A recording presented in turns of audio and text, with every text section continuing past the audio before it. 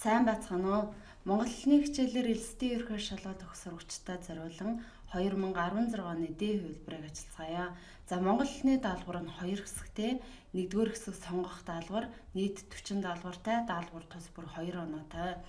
За 40 сорилын 4.1% буюу 10 нь монгол бичгийн даалгавар, үлдсэн 30 нь ихэд суурилсан буюу их өгүүлбэр үг бүтээгэр гэсэн хэлний нэгжүүдэд ойролцоогоор 6-8 даалгавар хэлний утга бүтэц соёл, хувиргалын даалгавруудаас тус даалгаврууд ирнэ.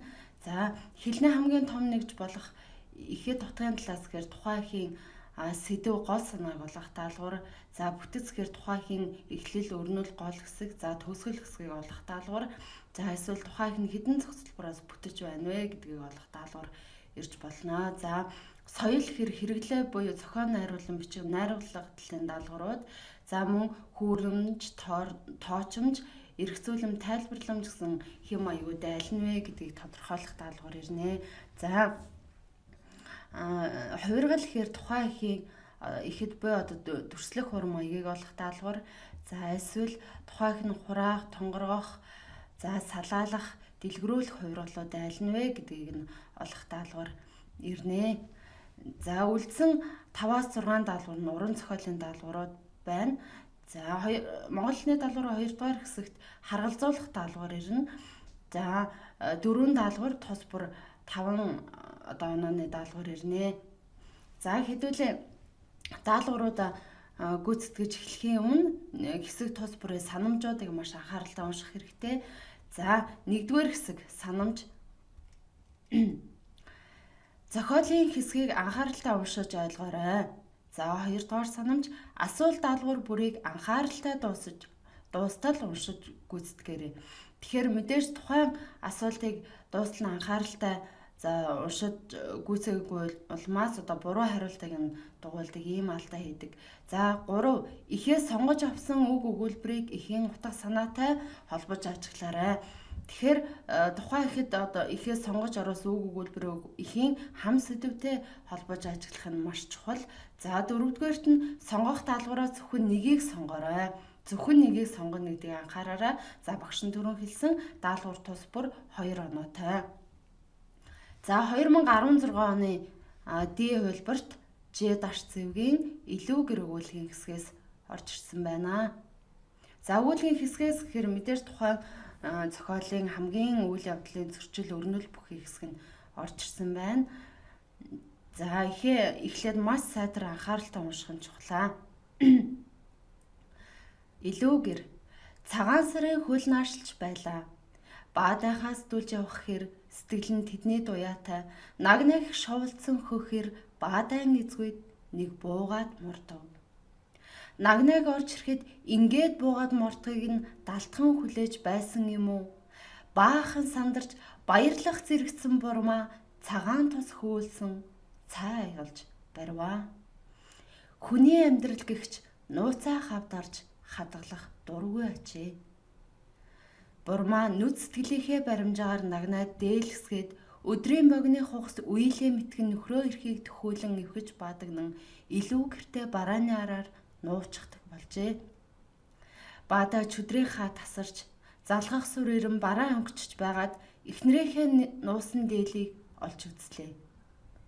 Түүний бид яавч ядах дээлийг баахан эргүүл тойруулж үзээд нагнаа гэсэн бодол харанхуй бодол дотроо зурулж эхнэрээ хардаагүй ч нагнаад хордох бодол төрж мөнөөх дээлийг буцааж баадагнан байранд нь орхилоо. Баадаа учиг дуусгыг сэмхэн хүлээж илүү гэртээ нууцгайхан орж үздэг болов. Цагаан сарч ойртож бурмаа нуур дээлийнхээ товч шилбийг торгоож дуусглаа. Үүнийг анаж хүлээсэн баадаа өглөө нь урд хотынхны уул бовны бэмбийн хулцгаар явхдаа эхнэртэй мэдэгдэлгүй баадгансан дээлийг нь бүслээд мурджээ.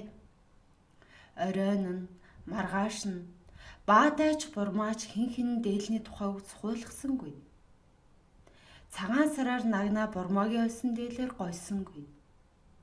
Харин айл ахтууд гарын дэм болж явдаг цайлган сэтгэл буурайхан гойнор нийлэн хөрөн артаа хурган дээлээр гоёод айл айлаар буу золгож явлаа.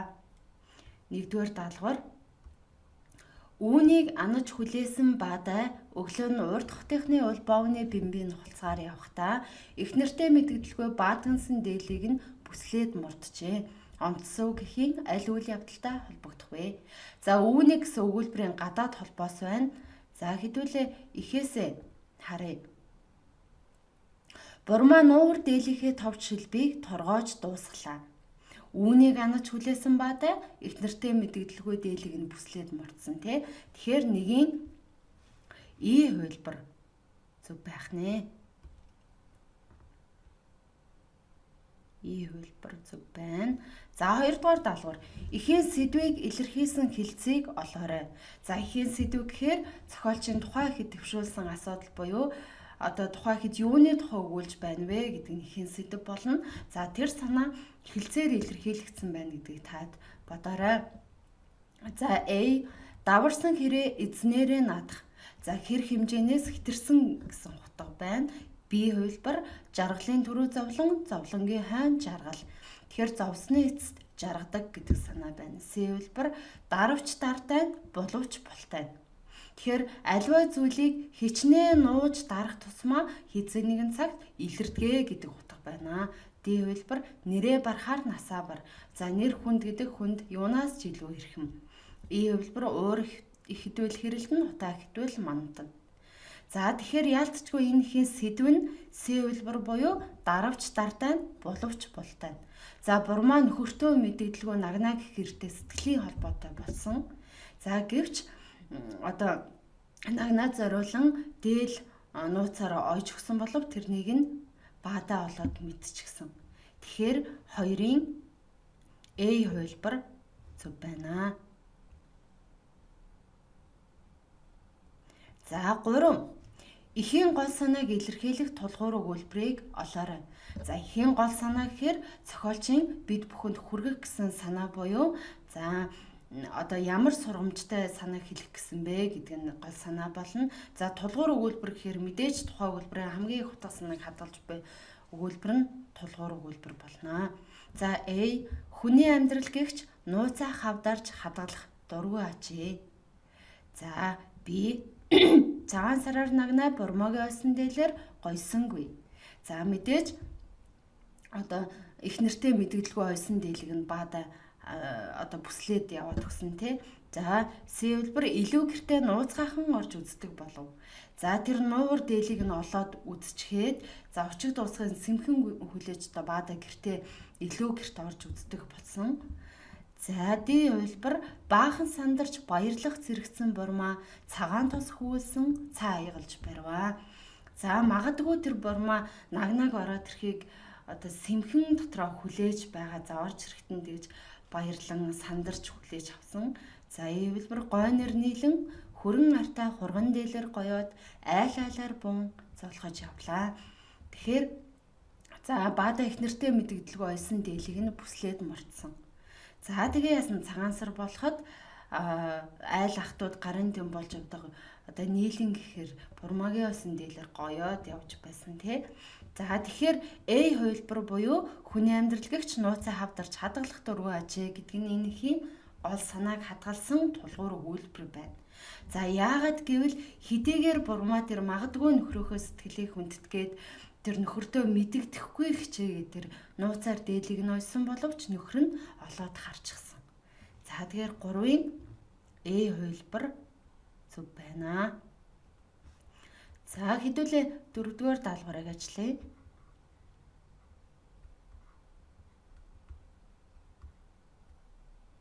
Эхийн онцлсон хэсгийн хэм маягийг зөв тодорхойлсныг олоорой. За тэгэхээр хэдүүлээ эргээд ихээс аль хэсгийг нь онцлсон байна вэ гэдгийг нь харъя. Баада чөдрийнхаа тасарч залгах сүрэ ирэн бараа хонгочж байгаад эхнэрийнхээ нуусан дээлийг олж үзлээ. Түүний бид яавч чадах дээлийг баахан эргүүл тойруулж үзээд нагнаа гэсэн бодолд дотроо зоруулж эхнэрээ хардаагүйч нагнаад хортох бодол төрж мөнөөх дээлийг буцааж баадагнан байранд нь хорхилоо. Баадад учиг дуусахыг сэмхэн хүлээж илүү гэртээ нууцгайхан орж үздэг болов. Цагаан сар ч ойртож бурмаа нуур дээлийнхээ товч шилбийг торгоож дуусглаа. Үүнийг анаж хүлээсэн баада өглөө нь урт хотынхны улбовны бэмбийн нухалцгаар явхдаа их нэртэй мэдгэлгүй баадгансан дээлийг нь бүслээд мурджээ. Гэсэн хэсгийг ихэд онцлсан байна. Тэгэхээр мэдээж энэ онцлсан энэ хэсэгт нуусан дээлтэй холбоотой үйл явдлуудыг цагийн дарааллаар хүүрнэн өгүүлсэн байна, тийм ээ. За тэгэхээр хэдүүлээ эргээд хувилбаруудаас харъя. За тэгэхээр 4-ийн D хувилбарт нуусан дээлтэй холбогдол бүхий хэрэг явдлыг дараалан өгүүлсэн тул хүүрнэмж хэм маягтай хувилбар болно гэсэн байна, тийм үү? За тэгэхээр 4-ийн D хувилбар зөв байна. 5. Нагнаа гэсэн харанхуй бодол дотроо зурулж эхнэрээ хардаагүйч нагнаад хортох бодол төрж мөнөөх дээлийг буцааж баадагнан байранд нь орхилоо гэсэн өгүүлбэрийн онцлсан хэлцийн утгыг олоорой. Тэгэхээр дотроо зурулж гэдэг хэлцийн утгыг нь хэдүүлээ олно гэсэн үг. За A дотор арц гэх. За цоцсон, айсан гэсэн утга байна. B дотор хүйт оргих. За дургүй хүрсэн. C дотор балардах.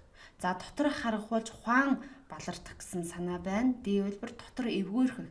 За магадгүй бид нийцгүй хоол идснээс болоод би эвгүйцсэн. За E хувилбар дотрыг нь өвдгөх. За шаналсан, сэтгэл зовоосон гэсэн утга байна тий. Тэгэхээр магадгүй тэр бурмагийн нууж ойсон дээлийг нөхөр нь үзчихээд одоо өөрт нь яавч тэр баатах чадаах дээлийг хараад нагна гэсэн бодол хавцсан тий. Тэгэхээр магадгүй тэр бодол нь одоо өөрийг нь сэтгэлийг нь шаналгаад дотрыг нь өвдгсөн, сэтгэлийг нь өвдгсөн. За тийм байна. Тэгэхээр дотроо зурулж гэдэг хэлцийн утгыг нь илэрхийлэх хувилбар буюу за 4-ийн E хувилбар зөв байна. 6. Харин цайлган сэтгэл буурайхан гой нэр нийлэн хүрэн артаа хурган дээлэр гоёод айл айлаар буун золгож явлаа. Гадаад холбоосын утгыг олоорой гэсэн байна. Тэгэхээр 1-р даалгаварт бид бүхэнд гадаад холбоосын одоо аль өгүүлбэртэй холбож байгааг нь олох даалгавартаа таарсан тий. Тэгэхээр энд харин гэдэг гадаад холбоосын одоо утгыг нь хэдүүлээ олох нэ. За ихээс хэдүүлээ эргээгээд харъя. За бурмагийн нагнаа бурмагийн ойсон дээлэр гойсонгүй. Харин айл ахтууд гарын дэм болж явдаг цайлган сэтгэл буурайхан гой нэр нийлэн хүрэн артаа хурган дээлэр гоёод явж байсан. Тэгэхээр за өмнөх өгүүлбэрээ дараагийн өгүүлбэртэй эсрэгцүүлсэн утгатай байна. За 7-р даалгавар цөм бүтцтэй өгүүлбэрийг олоорой.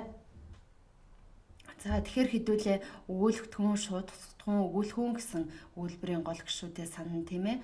За A хувилбар дээлний тухай үг цохиулгасангүй. За дээлнэ гэд энд хариалгын тодтол гишүүн байна тий. За B хувилбар сэтгэл нь тэднийд уяатай. Тэднийд гэдэг энэ шууд бус тусгадхүүн гишүүн байна. C хувилбар нийлэн дээлэр гоёно гэсэн өгүүлбэр дээлэр гэдэг энэ шууд бус тусгадхүүн гишүүн байна. D хувилбар нууцгайхан орж үзнэ гэхээр энд хамсан тодтол гишүүн байна тий. За E хувилбар баадаа сур ирнэ. За баадаа гэдэг өгүүлбэрийн эзэн буюу өгүүлэгдэхүүн гишүүн байна. Сур гэдэг энэ үйлэн төртөөд байгаа зүйл буюу шууд тусгадхүүн гишүүн байна. Ирнэ гэдэг энэ өгүүлбэрийн үйл хөдлөл буюу өгүүлэхүүн гишүүн байна. Тэгэхээр яалтчгүй 7-гийн E хувилбарын цөм бүтцтэй өгүүлбэр байна. За 8-р даалгавар. Бурма нүд сэтгэлийнхээ баримжаагаар нагнаа дээлгэсгэв. Онцлог өгүүлбэрт ямар гишүүн болох вэ гэсэн байна. Тэгэхээр энд сэтгэлийнхээ баримжаагаар, нүднийхээ баримжаагаар гэсэн утга байгаа. Тэгэхээр сэтгэлийнхээ гэдэг үгэнд харьяалгын тий ялгалын ил хэлбэр байна тийм үү? За харин нүд гэсэн үг нь болохоор харьяалгын тий ялгалын дал буюу тэг хэлбэртэй байна. Тэгэхээр энд нүд гэсэн үг нь энэхүү өгүүлбэрт за 8-ын C буюу харьяалгын тодтол гишүүний үргээр орж байна. За 9-р даалгавар байц гишүүн өгүүлбэртэй угсарсан нийлмэл өгүүлбэрийг олоорой. A бурма дээлгэсгээд өдрийн богино хугаст үелээ мэтгэнэ. За энэ өгүүлбэрт эсгээд энэ зэрэгцүүлэх холбоос байгаа учраас зэрэгсэн нийлмэл өгүүлбэр. За B хувилбар нагнааг орж ирэхэд бурма цаа аягалж барьваа. гэсэн. Тэгэхээр энд хизээ буюу нагнайг орж ирэх үед бурмаа цаа ялж барьсан. Тэгэхээр энд цагийн утгатай байцгш өгүүлбэрт огсорсон нийлмэл өгүүлбэр байна те. За С хувилбар эхнэртэй мэдэгдэлгүй баатгансан дээлийг нь бүслээд морджээ. Тэгэхээр мэдэгдэлгүй бүслээд мордсон. Тийм үү? За тэгэхээр энд үеийн тодгол гэх өгүүлбэр гарч ирж байна. За баатгансан дээлийг нь бүслээд морцсон. Баатгансан дээл гэдэг нэрийн тодгол гэх өгүүлбэр гарч ирж байна. Тэгэхээр энэ тодгол гэх өгүүлбэртэй угсарсан нийлмэл өгүүлбэр болж байна. За Д хувилбар цагаан сараар нагнаа бормогийн ойсон дээлээр ойсонгүй. За энд мөн ойсон дээл гэдэг нэрийн тодгол гэх өгүүлбэр байна. За И хувилбар дээлийг баахан эргүүл тойруулж үзв гэдэг энд энгийн өгүүлбэр байна.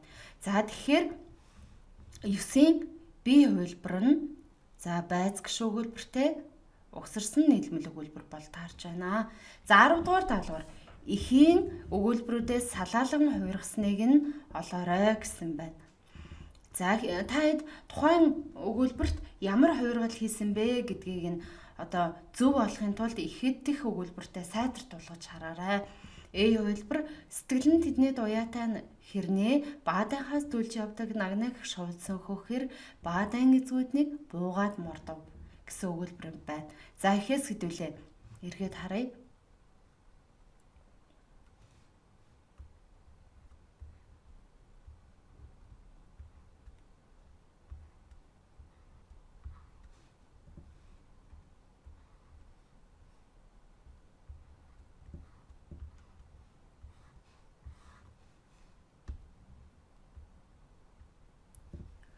За баадайхаас дүлж явах хэр сэтгэл нь тэдний дуяатай нагнах шовлсон хөхөр баадан эзгүүднийг буугаад мордов гэсэн өгүүлбэр байна. За тэгэхээр энд өгүүлбэрийн гишүүдийнх нь байрыг нь солихдоо утгыг нь алдагдуулгүй сольсон байна тий. Тэгэхээр өгүүлбэрийн гишүүдийн нэгжүүдийнх нь байрыг сольсон бол одоо энд тонгоргох хувиргал хийсэн байна. За B хувилбар ерөөс хүний амьдрал гэгч нууцаа хавдарч хадгалах дургүй ажээ. За та хэд их дэх өгүүлбэрийг маш анхааралтай уншсан бол ихэд хүний амьдрал гэгч нууцаа хавдарч хадгалах дургүй ажээ гэсэн өгүүлбэр байгаа. Тэгэхээр энд ерөөс гэсэн үгийг нэмсэн учраас энэ дэлгэрүүлэх хувиргал хийсэн байна. За С хувилбар эхнэрээ хардаагүйч нагнад хордох бодол төрлөө гэсэн өгүүлбэр байна. За ахиас хэдүүлээ эргээд харъя.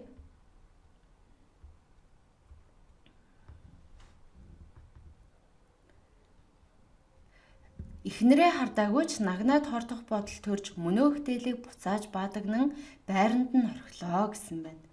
Тэгэхээр энд ихтэх өгүүлбэрээс нь за салгаад оруулсан байна тий. Тэгэхээр салгаад оруулсан байна. За тэгэхээр энд зүгээр одоо өгүүлбэр салгаад л оруулсан байна тий. За Д хувилбар за 10 дугаар даалгавар эхийн өгүүлбэрүүдээс салаалан хувиргасныг олоорой.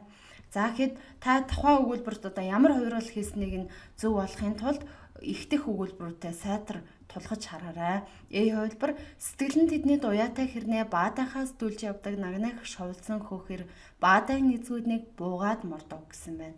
За ихээс хэдүүлээ эргээд харъя. Баадайхаас дүлж явах хэр сэтгэл нь тэдний дуяатай нагнах шовлсон хөхөр баадан эзгүүднийг буугаад мордов гэсэн байна. Тэгэхээр энд тухайн өгүүлбэрийн утгыг нь алдагдуулгүйгээр гишүүдийнх нь одоо байрыг нь сольсон учраас энд тонгоргох хувиргал хийсэн байна. B хувилбар ерөөс хүний амьдрал гэгч нууцаа хавдарч хадгалах дургүй ажээ гэсэн өгүүлбэр байна. За та ихтэх өгүүлбэртэй сайтар тулгаад харуул энд ихэд хүний амьдрал гэгч нууцаа хавдарч хадгалах дургүй ажээ гэж оруулсан байгаа. Тэгэхээр энд ерөөс гэдэг үгийг нэмсэн байгаа учраас энд дэлгэрүүлэх хувиргал хийсэн байна тий. С хувилбар эхнэрээ хардаагүйч нагнаад хордох бодол төрлөө гэсэн өгүүлбэр байна. За ихтэх өгүүлбэртэй хэдүүлээ тулгаад харъя. Эхнэрээ хардаагүйч нагнаад хордох бодол төрж мөнөөх дээлийг буцааж баадагнан байранд нь орхилоо гэж ихэд байна. За тэгэхээр энд эхтэх өгүүлбэр салгаад оруулсан байна тий. За D хувилбар товч шилбэг торгоо дуусхийг анаж хүлээсэн баадай өглөө дээлийг нь бүслээд мордчээ гэсэн байна. За ихээс хэдүүлээ эргээд харъя. Үүнийг анаж хүлээсэн баадай өглөө нь урд хотынхны уул бовны бэмбийн нухалцгаар явхдаа эхнэртэй мэдгэлгүй баатгансан дээлийг нь бүслээд мордчээ гэсэн байна. Тэгэхээр энд өгүүлбэрийн утга санааг нь алдагдуулгүйгээр гишүүдээс нь хассан байна тий. Тэгэхээр энд хураах хувиргал хийсэн байна. За И хувилбар нөхрөө эрхийг төхүүлэн эвхэж баадагнаад илүү гэртээ барааны араар нуучдаг болжээ гэсэн байна. Тэгэхээр энд эхтэх өгүүлбэртэй тулгаад харуул за төхүүлэн эвхэж баадагнан гэж ихэд гарсан тийм үү.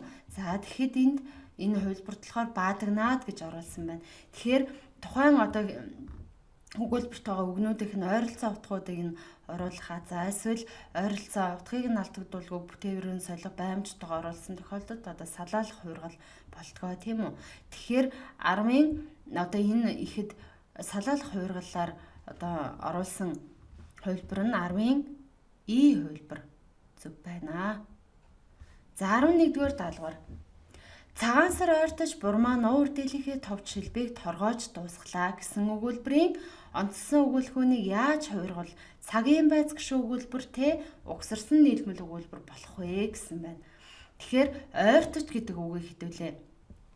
За 10-ын Э хувилбар буюу за ойртоход гэж одоо бүтээврийг нь солин найруулбал цагийн байц гişүү өгүүлбэртэй угсарсан нийлмэл өгүүлбэр болно. За 12 дугаар даалгавар найруулгын алдаатай өгүүлбэрийг олоорой. 12 дугаар даалгавар найруулгын алдаатай өгүүлбэрийг олоорой гэсэн байна. A. Миний ханад гэр холдож хадан гэр ойртоод байгаа юм биш үү биз гэсэн байна. За оновчтой байна. B хувилбар содмыг өдийн цагаа уугаад ажил дээрээ дөнгөж иртэл утсан дуугарав. За найруулгын хувьд бол оновчтой байна тийм ээ. За C хувилбар тэр олзондоо шунан омголон тогшин морийг нь талаас нь ноцов. За тэгэхээр энд ямар морь байна? Омголон тогшин морь байна тий. Тэгэхээр за омголон тогшин морь бол хизээч өөрлөгөнд дайрж байгаа зүйл одоо талаасаа ноцуулах за тийм зүйлд бол автахгүй. Тэгэхээр за энд найруулгын алдаатай өгүүлбэр байж магадгүй байна тийм ээ. D хувилбар сувдмаг очиход дандаа л хонх даруулж нээдэг аавынх нь хаалга хонгорхой байлаа. За тэгэхээр энд бас найруулгын хувьд болно тий. За E хувилбар улс орон ухааныг стэж оюуны ундраг нэгэн тасарваас үндэсний мөхөл хаалга тогшно. За энд бас найруулгын хувьд зохистой байна. Тэгэхээр бид хэдийн түрүүний эргэлзсэн 12-ын С хувилбарын өгүүлбэр нь найруулгын хувьд алдаатай байна. 13 дараах холбоо үгсийн зүй тогтлыг ажиглаад цэгийн оронд тохирохыг сонгоно. За хэдүүлээ зүй тогтлыг нь ажиглах холбоо үгнүүдэд харъя. Хүлээж бай. За энэ хилцүүцсэн холбоо үг байна. Ах トゥ. За үгийн санцсан холбоо үг. За бүр тодруулаад зэрэгцэн холбоо үг байна тийм үү? Дээлний тухай. За эргээд энд хилцүүцсэн холбоо үг байна. Тэгэхээр хэдүүлээ үгийн санцсан за бас зэрэгцэн нийлмэл үг олж бичнэ гэсэн үг тий. За A хувилбар айл айлаар B товчшилб C учиг дуус D дэмбол E мөнөөх дийл. Тэгэхээр B хувилбар буюу товчшилб гэдэг нь одоо үгийн цантсан холбоог мөн зэрэгцэн гишүүн байна тий. За тэгэхээр 12-ын B хувилбар. 14 Баадай өглөө нь урд хотынхны уул бовны бэмбийн нухалцаар явхдаа гэсэн өгүүлбэрийн онцлсон үгийн утгыг олоорой гэсэн байна. За онцлсон үг гэхээр бэмби. За бэмби гэдэг үгийн утгыг нь хэдүүлээ энэ хувилбаруудаас олноо. За цорын ганц зөв нэг хувилбарыг нь олгоно мэдээж. За гэхдээ тухайн хувилбарт одоо нэлээд төгсөн хувилбаруудыг оруулсан байдаг учраас та хэд маш анхааралтай тухайн одоо үгийн утгыг нь яг л зөв мэддэг байх хэрэгтэй байх нь тий. За 14-ийн И хувилбар буюу боо борцог хийхэд тохируулан бэлтгэсэн бөмбөлгөн гурилыг бэмби гинэ. Тэгэхээр 14-ийн И хувилбар зөв байна. 15. Ерийн үүсмэл биш ганц тоод харьяалгын тий ялгал эзэнт хамаатуулах нөхцөлтэй жинхэнэ нэрийг олоорой гэсэн байна. Тэгэхээр хэдүүлээ нэр үгнүүд үг олно гэдгийг анхаарах нь. За нууц гайхан. За энэ тэмдэг нэр байна тийм ээ. B дээлний. За энэ байж болох юм. C тэднийдгээ төлөөний үг байна. D эхнэрийнхээ гэж. За энэ байж болох юм. E хотынхны. За энэ байж болох юм. Тэгэхээр B, D, E хувилбарууд дээр хэдүүлээ анхаарлаа хандуулах нь. За одоо араас нь хэдүүлээ тодорхойлолтуудаа харуул тухайн үгийг зөв оновчтой олох одоо боломжтой эзэнт хамаатуулах нөхцөлтэй үгнүүдийг хэдүүлээ харъя. За тэгэхээр яалтчгүй D хувилбар буюу эхнэрийнхээ гэдэг үг нь X эзэнт хамаатуулах нөхцөлтэй байна те. За тулгаад харъя. Ерийн мөн үүсмэл биш ганц тоод харьяалгын тий ялгалын нөхцөлтэй эзэнт хамаатуулах нөхцөлтэй жинхэнэ нэр. За тэгэхээр 15-ийн D хувилбар нь зөв байна.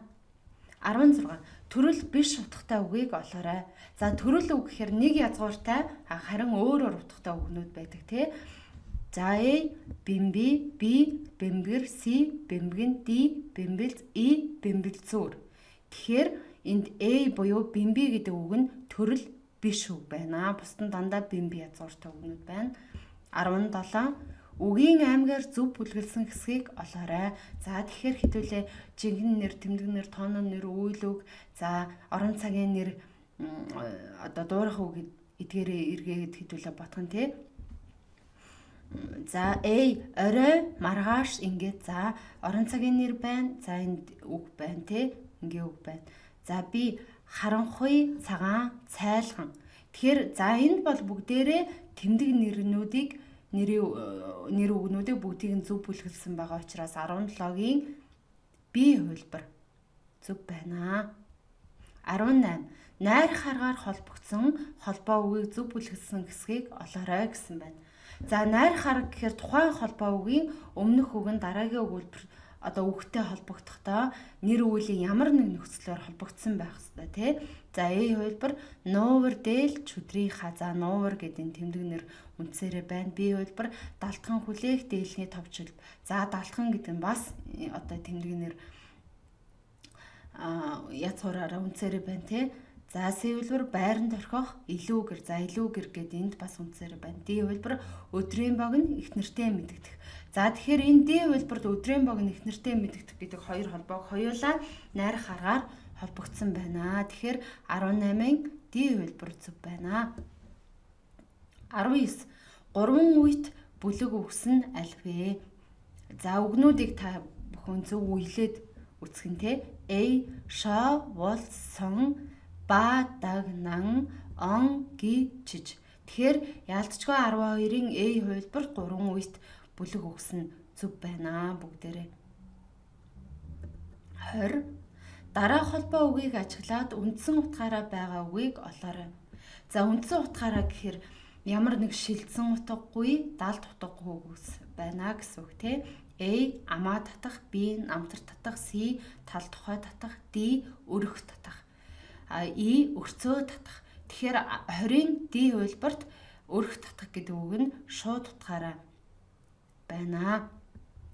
Гэрийн одоо өрхний осор татах тий, өрөх татах.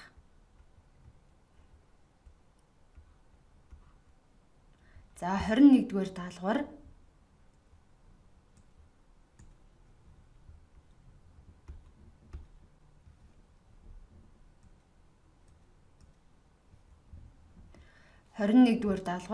Түүний бид яавч ядах дээлийг баахан эргүүл тойруулж үзээд нагна гэсэн харанхуй бодол дотроо зурулж гэсэн өгүүлбэр дэх онцлсон бүтээврийг солин найруулвал аль нь хамгийн тохиромжтой вэ гэсэн байна.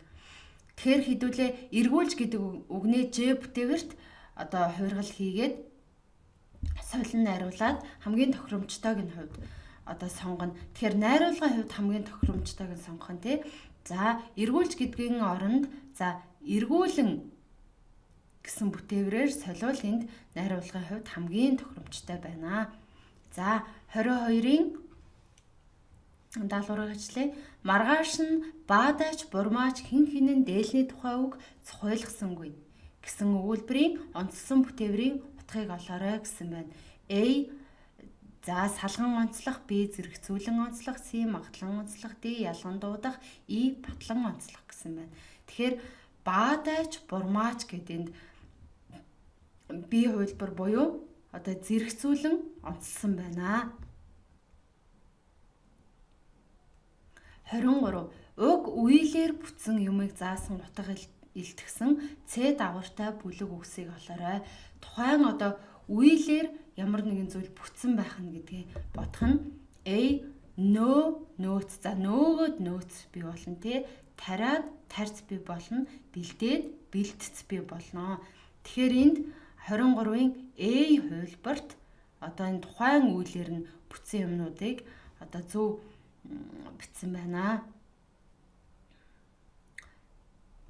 24-р даалгавар бодхоос хэмээх үгийн зөв бичих дүрмийн тайлбарыг олоорой. За бодох гэдэг үйл үгэн дээр гарахын тий ялгалтын нөхцөлийг залгахаар за мэдээж яах вэ? Цагт нэрийн хийгийн өмнөх одоо богино ихшгийг гээхгүй ээ. За ийм дүрмтэй тийм ээ. 25.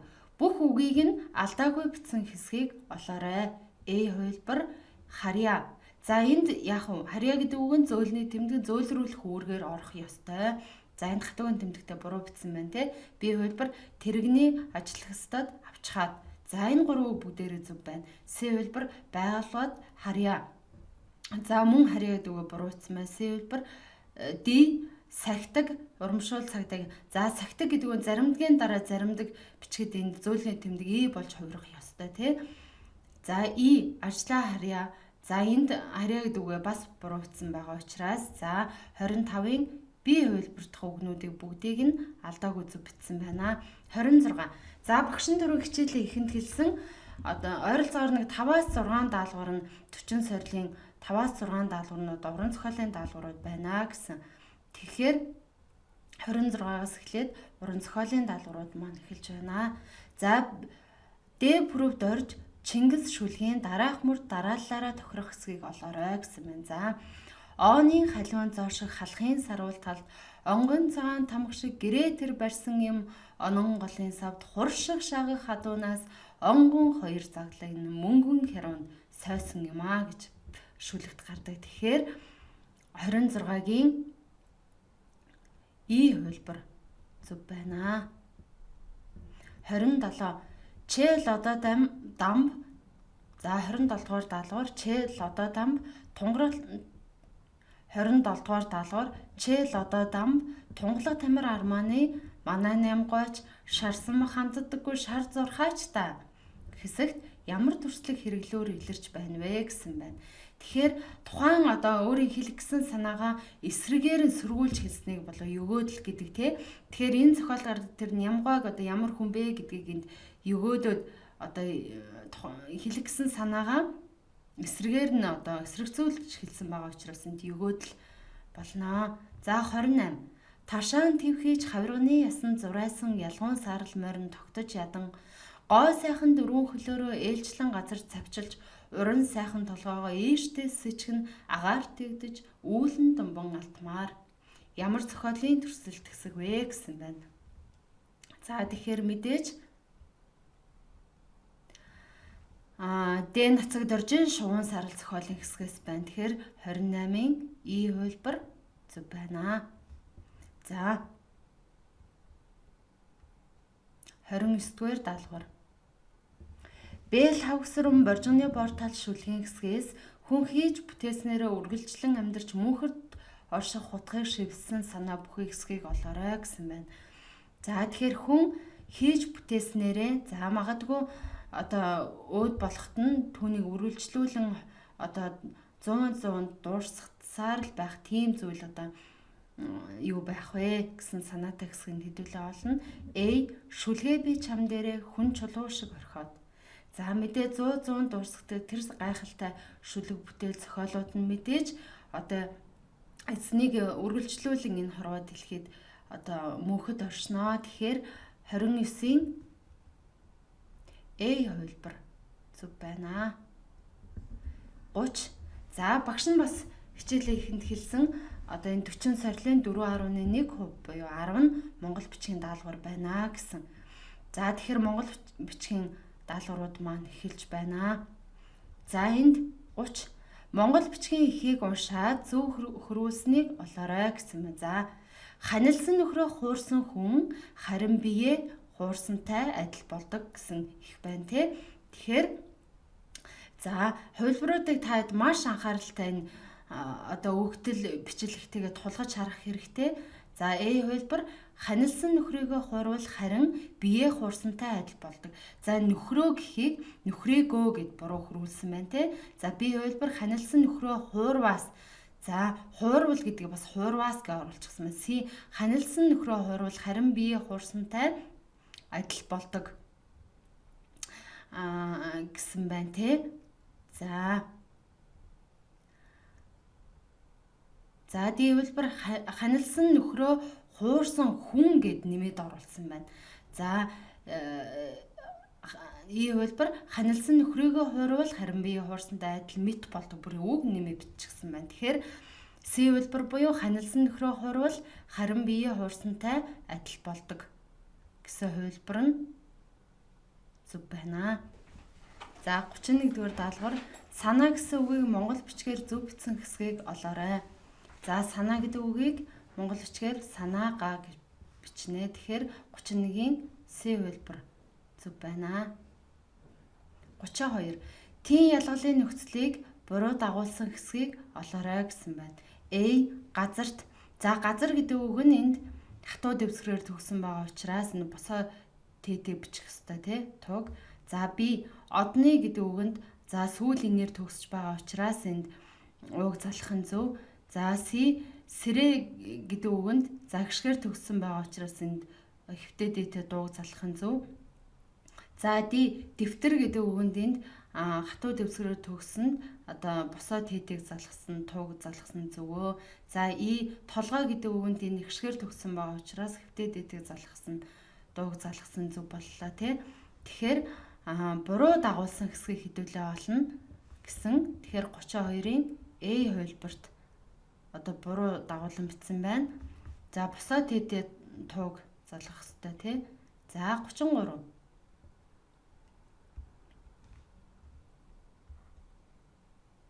Холбох гişгийн дүрмээр бичсэн үгийг олоорой гэсэн. За холбох гişгийн дүрмээ хэдүүлээ эргээгээ санана. За навдар сал дээр ягаан болор эсхийг залгуул гэлс жиргэлэн бичдэг.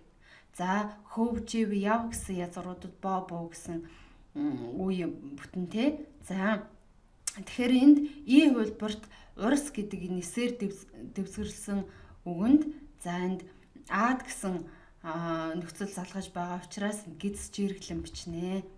Тэгэхээр яг холбоо гişгийн дүрмээр бичсэн үг нь бол 33-ийн хувилбар байх нэ. 34. Уузай нөхцөл залгахад аль нь өвөрмөц бичигдэх вэ? За хувилбаруудыг хэдүүлээ харъя. Хат, за чад, хан, за амар, тарь гэсэн байна те. Тэгэхээр за энэ гэсэн хувилбаруудад дандаа гişгээр төгссөн үгнүүд байна тийм үү? За хувилбарт ганцхан сүүлийн нэр төгссөн язгуур байна. Тэгэхээр энд уузайг залахад гидс жиргэлэн бичин тий холбоо гişгийн дүрмээ бодоо. Тэгэхээр 34-ийн хувилбарт одоо уузайг дагуулan бичвэл өвөрмөц бичигдэнэ. За 35. Зөөлөн дэвсгэрээр төгссөн үгийг олоорой. За турш, дуугар, тонил, дурс, жив гэсэн байна. Тэгэхээр энд одоо хувилбар нь ганцаараа зөөлөн дэвсгэр гэсэн зөөлөн дэвсгэр байна те. За намлан гэсэн зөөлөн дэвсгэрүүдийг хэдүүлээ эргээ санана шүү. За 36 дугаар даалгавар. Их жанжин Сүхбаатар хар цаар дамдны гэрт төржээ гэсэн өгүүлбэрийн онцлсон үг аль нь вэ? За хар цаардын харцыг хараачуу гэж бичдэг тий. Тэгэхээр хувилбар зөв байна. 37 дугаар даалгавар. Цэгийн орон тохирох нөхцөлийг нөхөж зүйрц зөв бүтээгээрэй гэсэн байна. Тэгэхээр яах вэ? Залхуу эрийг ихнэр голдог, зам үгүй усыг загас голдог гэсэн зүйрц зөв байна. Тэгэхээр энд хэдүүлээ цэгийн оронд одоо эрийг усыг зааханд ялгалын нөхцөл дагуулan нөхөж бичгэн тий. Тэгэхээр эр ус гэдэг хоёр үг маань хоёулаа гიშгээр төгссөн байгаа учраас заахын ялгалын аль одоо ийг нь гიშгээр дагуулan одоо төгссөн үгэн залгаж бичдгээ хэдүүлээ санана. Тэгэхээр ди хувилбарт зөв байна. За 38 дугаар даалгавар. Олон тооны дээд давар залхахгүй хэсгийг олоорой. За залхахгүй хэсгийг олно гэдэг анхаараарай. A нохой, ноход, B за түшмэл, түшмэд, C малчин, малчид, D нөхөр, нөхөд, E нутаг, нутагт. За нутаг гэдэг үгэнд энэ олон тооны дээг залгаж болохгүй учраас 38-ын E хувилбарт нутаг гэдэг үгэнд одоо дээг залгахгүй. За 39 зөв бичсэн хэсгийг олоорой гэсэн бэ. За бид тэнгэрт ганц нартай гэдэг үйлбэрийг хэдүүлээ зөв бичих ёстой. Тэгэхээр тухайн өгнүүдийг одоо галгийн яг яаж галгийнхын дагуу бичдэг вэ гэдгээ сайдран мэддэг, ямар ч эргэлзээгүй байж энэ одоо хувилбаруудаас цорын ганц нэг зөвийг нь сонгоно. Тэгэхээр 39-ийн A хувилбарт одоо энэ өгүүлбэрийг бүх өгнүүдийг зөв бичсэн байна. Тэгэхээр бусад хувилбаруудад яагаад айл үгийг нь буруу бичсэн байна вэ гэдгийг та дээрээ тараарай. За D 40-р даалгавар дуу нөхцөлийг дагуулan бичих зөв боломжийг олоорой гэсэн. Тэгэхээр дууг мэдээж яадаг вүлээ? Ихшиг болон зөөлөн дэвсгэрээр төгсөн нэр үгэнд бол дагуулan бичдэг тий. Тэгэхээр 40-ийн D хувилбар зөв байна. 2 дугаар хэсэг харгалзуулах даалгавар. За хэсэг тус бүрийн санамжуудыг маш анхааралтай уншаарай гэж багш нь хэлсэн. 1-р санамж энэ хэсэг сонгох даалгавар биш тул харгалзааг зөв тогтоож хариуг бүглөөрэй гэсэн. За 2 зөв харгалзуулсан хариулт бүр 1 оноотой. За харин 1 буруу харгалзуулвал 2 оноо алдна, тийм ээ. За 2-ын 1 хилцээ утгыг тунгаан цэгийн орон тохируулан харгалзуулаарай. За тэгэхээр энд 1-ээс 5 хүртэл одоо хилцүүдийг өгсөн байна. За тэгэхээр өмнөх A-с E хүртэлх утгуудтай нь хэдүүлээ зөв харгалзуулнаа гэсэн үг. За айхын чихэнд уйл дуурна гихчээр бүхэл зүйлэл аимшигтай санагдаж байлаа шүү. Тэгэхээр A-ийн 1 зөв байна. За ам тассан хэрэг 13 иргэн гихчээр энүүгээр дахиад эргэлдэж л таараа. Тэр үед нь л бариад авандаа гэсэн байна. Тэгэхээр 5-ын B. За C 8-чны ард 8 хүн сундлан гихчээр бэлгээ гих мянгатыг дагаа туслах малчин гих нилээн олон айл нүүжирсэн байна лээ гэсэн. Тэгэхээр 2-ын C болж таарлаа. За энд ясаад яван чангарах гихчээр түүний ур чадвар сайжирсаар 2018 оны сүүлчээр Францад болсон дэлхийн цомын ээлж цувралд манлайсан түүхтэй гэсэн. Тэгэхээр 4-ийн D зөв байна. За E би чамайг басаж байгаа юм биш. Наад ажил чинь. За эр өхөр сааж элгэн тараг бүрэх гихч юм болно доо. Гэдэгтээ утга нь одоо таарна. Тэгэхээр 3-ийн E хувилбар зөв байна. За хэдүүлээ ингэж 2-ын 1-ийг хийж эхлэе. За одоо 2-ын 2.